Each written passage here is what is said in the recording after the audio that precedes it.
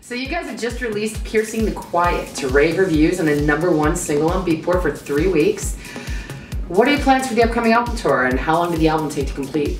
Wow, well, a couple really interesting questions right away. First of all, thank you to all the fans for supporting Lifted, which is the #1 single from the album. And I guess it took us almost 2 years, I would say a little over 18 months, a culmination of a lot of work, 6 days a week.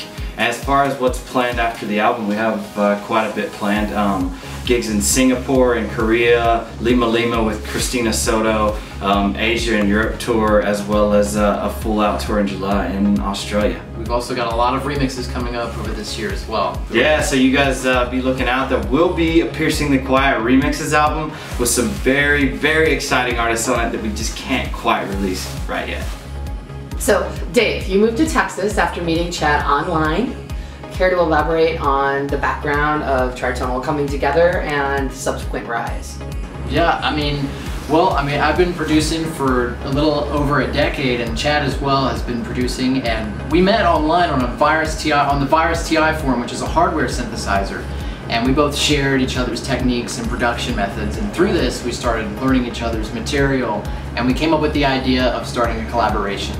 We started sharing production techniques, and over time we decided to start a collaboration. Yeah. And it was just originally going to be just a couple tracks, and I have family down in Austin. And so when I went down there, originally I was just going to visit some family, and I met up with Chad, and he was working on some remixes, so I helped him finish a couple of those.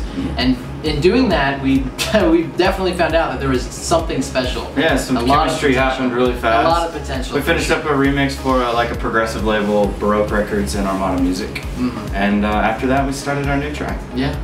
And the collaboration launched off from there. Okay, and this leads into the next question, ironically, which is, Chad, over the course of the last several years, you've done remixes, you've produced a prolific number of remixes for some pretty high-ranking labels, including Baroque, Armada, Ava Recordings. Sure. Can you tell us a little bit about what opened those doors and how that came into being? Yeah, like Dave was talking about just a bit ago, when he was in DC, I was in Austin, and I was in University of Texas taking like audio engineering, synthesis design, electronic composition, and just some basic like audio engineering courses. And I was just sending off tracks to guys like Andy Moore and Gareth Emery and Armin and some of the more progressive guys at the time who were like, oh, I don't even remember now, but yeah, to make the story short, I was just working on some remixes while going to school. It wasn't going to turn into a career. It was just something I was doing for fun. I liked to hear my friends who were DJs at the time as well play the tracks in the clubs,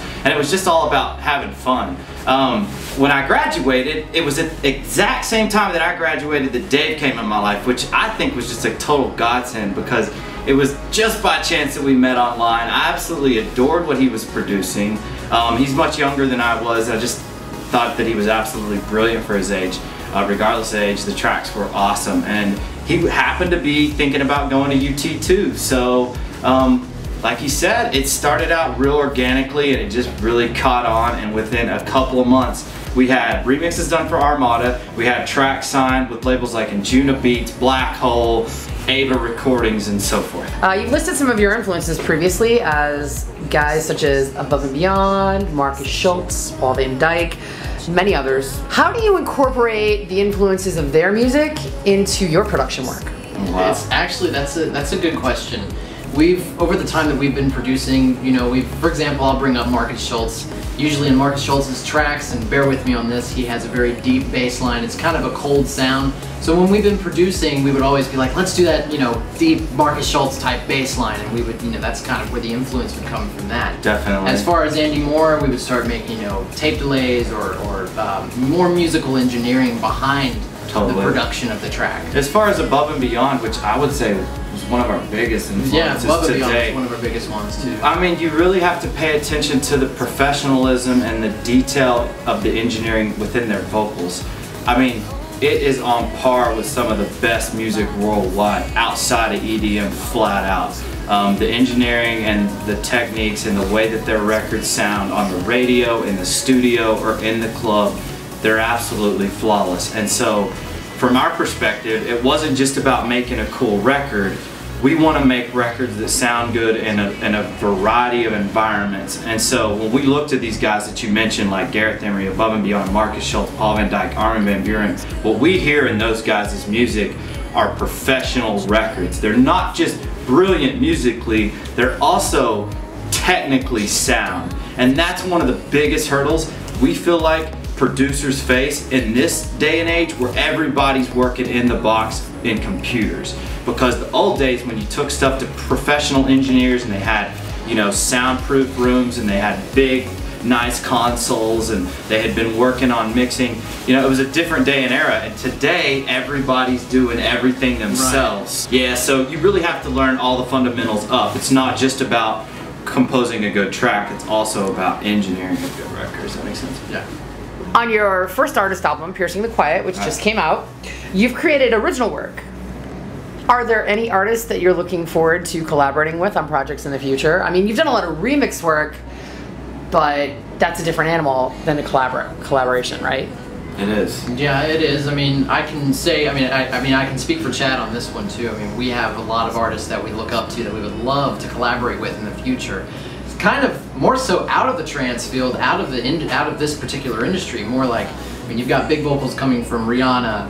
What's the guy's name from Coldplay? Yeah, Chris. Yeah. And I mean, artists like Nadia Ali and even bands. I mean, we love trance, and that's where our roots are.